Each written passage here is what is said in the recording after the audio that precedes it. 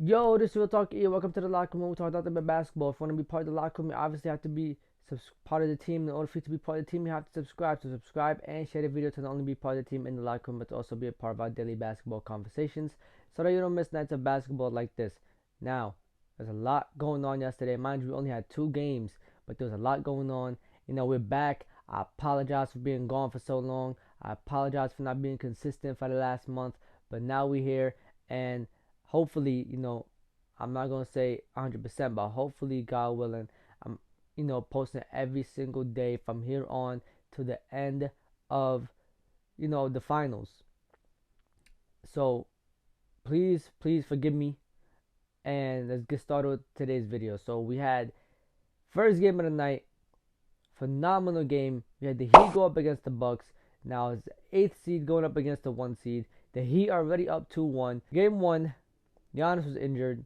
He got injured, like, I believe in the second quarter. He finished it off, won the game.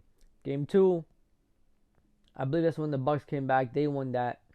And then game 3, they played. I believe Giannis did not play. They won. And we get to yesterday's game. Game 4, right? And, I mean, to start it off, first things first. First quarter is like back and forth.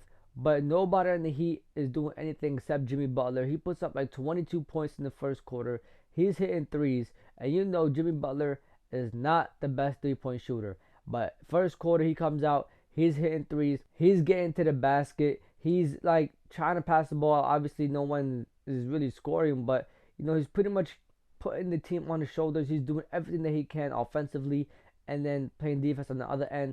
And then you have the Bucks. No matter what Jimmy does, they were still up by like 12 points the entire first quarter, and then the Heat cut it down to 9. They bring it back up to like 12, and it was just the same thing over and over again. And it felt like it was gonna be one of those games where a star player goes off for 50, but the team still loses because the other team, the opposing team has great defense. They're stopping everybody else. They're scoring as a team, and that's how this game felt. Everybody on the Bucks team pretty much picked up their first foul in the first quarter. Chris Middleton, Giannis, Drew Holiday, and we get to the second quarter, and this was a really, really, really, really big deal.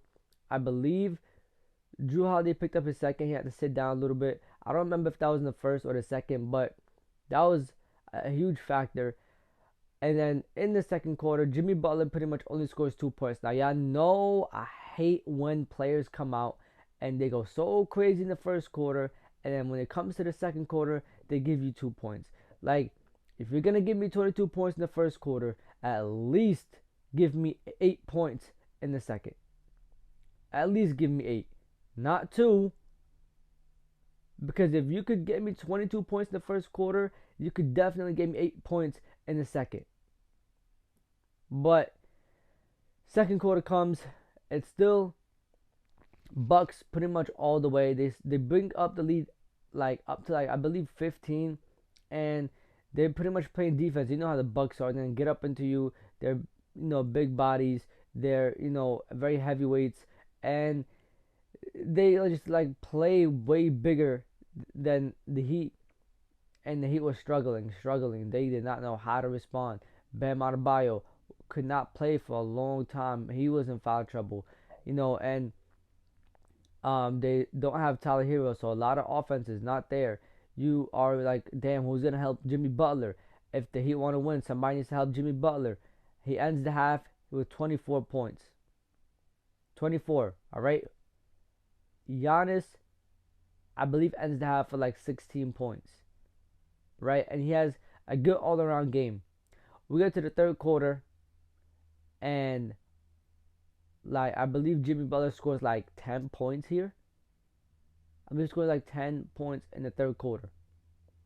Might have been 11. But at this point, there's been so many times where the Heat cut down the Bucks lead, and they even tie it, and then the Bucks come back and they just go on the run, and they're up 9-0, 10-0. The Bucks open up the third quarter, I believe, on a 5-0 run. And this entire game, Like by the fourth quarter, some point around the fourth quarter, both teams made 11 threes each. Now in today's NBA, 11 threes is terrible. Terrible for a team.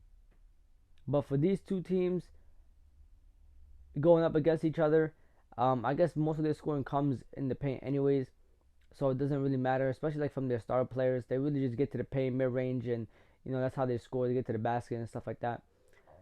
We get again to the third quarter, and at this point, the Bucks are just playing bigger than the Heat. Like they get on offensive rebounds. They are just crashing the glass consistently. They're scoring. They're passing the ball. They're pretty much doing everything. And at this point, I remember thinking to myself like, damn, the Bucks are manhandling the Heat.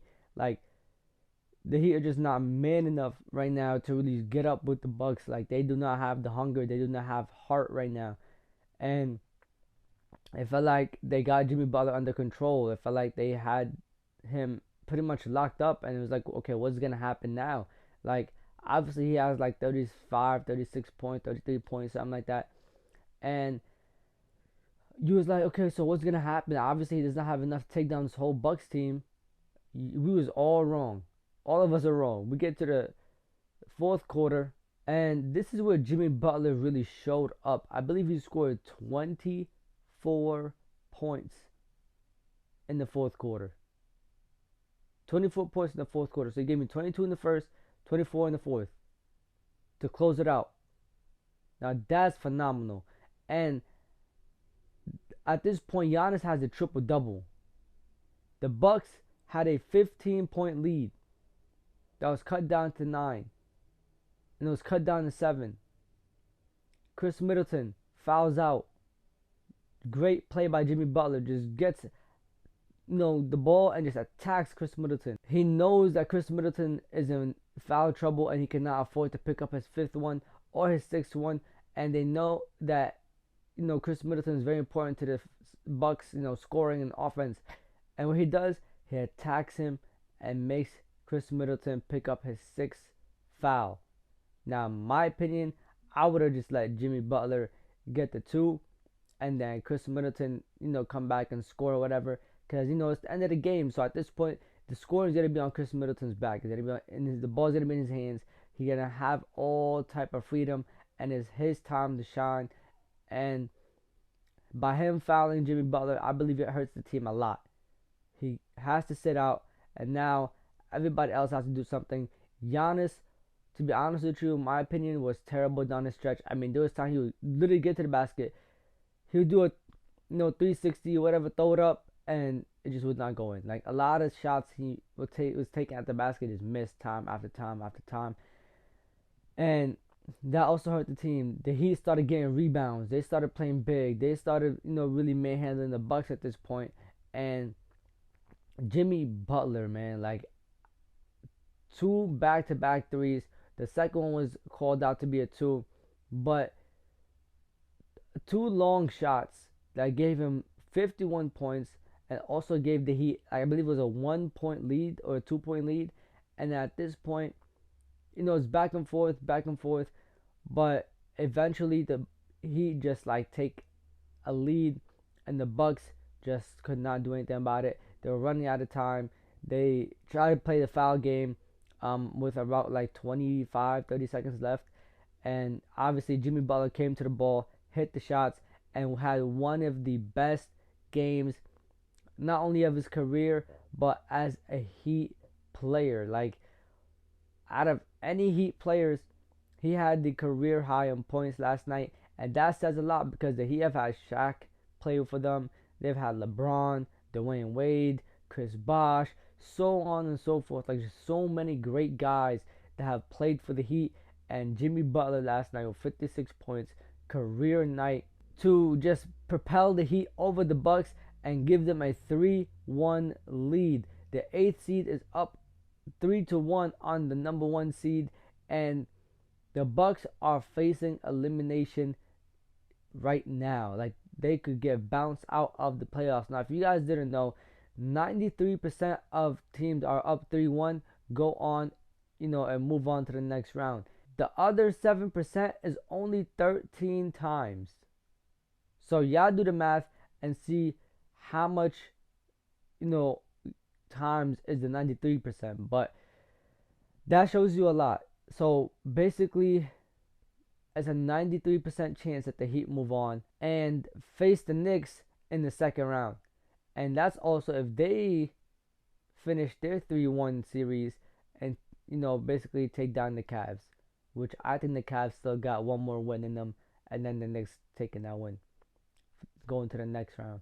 Jimmy Butler, in my opinion, is going to take the Heat past the Knicks if they face the Knicks. If they face the Cavs, he's going to take them past the Cavs, and I believe he's going to come out and close out the Bucks in the next game. If the Bucks have one more win in them, congratulations. But this series will be done in about 6 games max. Again, I also want to state that Jimmy Butler is the most underrated superstar in the league. Now, some people are going to be like, oh my God, there's no way you're calling Jimmy Butler a superstar. Yes, I am calling Jimmy Butler a superstar, right? You got to understand, there's a couple players that actually can change the whole way of play in the game. And Jimmy Butler is one of those guys. And he's also one of those guys that can give you 50 points, play defense, and, just control the offense, play make, do everything. And yes, there's another example of that. When he was in Philly, you saw what he did in Philly. But they underappreciated him. Now look at Philly. They're struggling. This year they made it to the playoffs. And they faced a really bad Nets team, really young team. And, we'll see their real test the next round against the Celtics.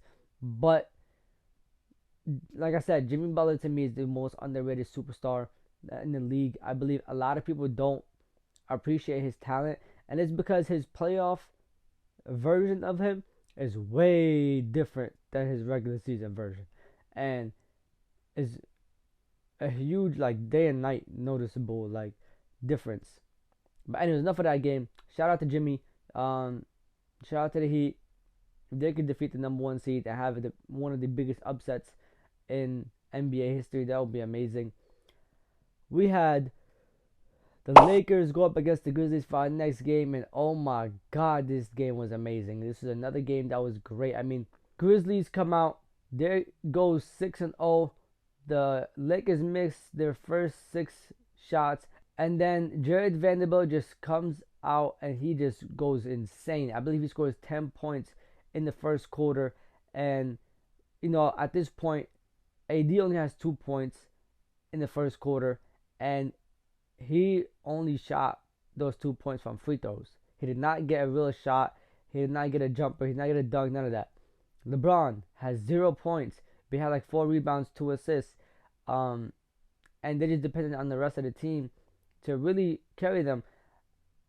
Grizzlies' lead was 21-20. After that, they did not lead until I believe was the third quarter. Grizzlies come out struggling in the first half. The Lakers played really good defense, packed the paint. It was a block party in the second quarter. It was everybody getting blocks, everybody doing their part. I believe LeBron had a couple blocks in this game. I don't remember how much exactly. I don't remember if it was 4 blocks, but he was going insane this game. He was scoring, getting rebounds. And in the second quarter, I said it. I was like, yo, watch. LeBron James is waking up. He hit a 3, started going crazy. In the second quarter, I believe he scored 9 points or 7 points in the second quarter. But he started getting more rebounds. He was playing aggressive, playing defense. He was going insane. There was no stopping him, bro. He was doing whatever he wanted. He was the best player on the court. He was the most dominant player on in the court, and in the league, obviously, but on the court. And he was just you could clearly tell LeBron James was doing whatever it took, and he was going to win this game no matter what. We get to the third quarter, and it's a lot of back and forth. At this point, the Grizzlies are on the run. I mean, they ended the first half great, and they pretty much cut the lead down from a double-digit point lead by the Lakers to a single-digit lead by the Lakers. Third quarter comes, and there's a lot of back and forth. A lot of back and forth. They tie it, I believe, at 66. Then they tie it again, I believe, at 81. And there's like a lot of lead switches. There's a lot of, ties. A lot of players on the Lakers picked up a couple of more fouls. They were in foul trouble. Austin Reeves had like 4 fouls at this point. D'Lo was in foul trouble. So many guys were in foul trouble. Rui Hachimura hit a super clutch three. I don't remember if it was in the third or fourth quarter, but he hit a super clutch three. We get to the fourth quarter, and oh my God. I mean, it was back and forth, back and forth, back and forth. 4 minutes left. Grizzlies up by 7, right? And at this point, I'm thinking it's done. Like, I'm thinking it's over. Like, they're gonna keep building on this lead. The Lakers are not gonna be able to fight back. They are struggling to score. They're struggling to get their offense together. Their defense is starting to, lack as well. And you know what happens? D'Angelo Russell comes back in the game and hits 2 back-to-back threes to make it a 1-point game. And then he hits another super clutch three, to pretty much propel the Lakers over the Grizzlies. He then fouls out, right? They put Austin Reeves back in. They trust him. They're like, we know you're in foul trouble. Just please do not foul out. Grizzlies, in my opinion, I did not attack him enough. But top of that, Desmond Bane starts going crazy in the third and fourth quarter. He was becoming the game's best scorer damn near. And he had like 30 points at that point. And it's back and forth again. Now it's back and forth. Now is no clear winner, and there's no real huge lead. And we're like, damn, what's gonna happen? What's gonna happen? This game's really looking good. Grizzlies up by 2. Lakers call timeout. Come back.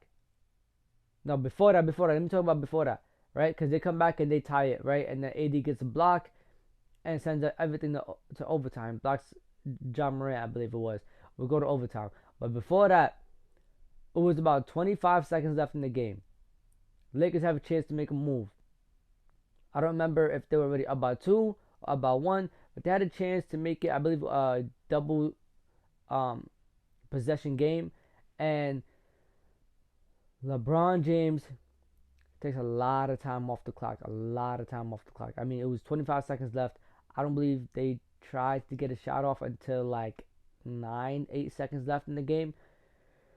And that really hurt them because pretty much they ran down the shot clock. And by the time, I believe it was Rui Hachimura took a shot, like they expected him to take that shot. I mean, the time is ticking, so they get up and they block it. And then they come on the other end and they score. And now it's tie game. And Lakers come back. Boom. And now the Grizzlies come back. They're trying to hit a game winner with John Morant. Obviously, like I already said, AD blocks it. AD was having a bad game. Like, terrible game. Like, AD damn near sold the game by himself. I mean, first half, he was playing terrible. He was not aggressive. He could not score. He only had 2 points. He barely took shots. When he took shots, it felt like they were rushed. And on top of that, he was on the floor a lot. Like, I thought he was going to be down. I thought he was going to exit the game.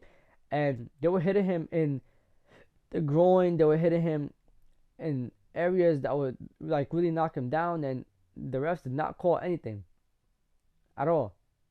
And then in the second half, he was not playing that great neither. I mean, he was scoring more.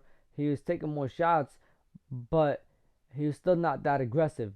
But the one thing that I appreciated was that his defense didn't go down. They were able to rely on him for the last block, and he did that. He held it down. Overtime comes, back and forth. It's about 1 minute and 30 something seconds left. Then 1 minute and 50 seconds left. Lakers get a shot off, miss. LeBron gets a rebound. First 2020 game of his career. This man has played in way more important games than last night.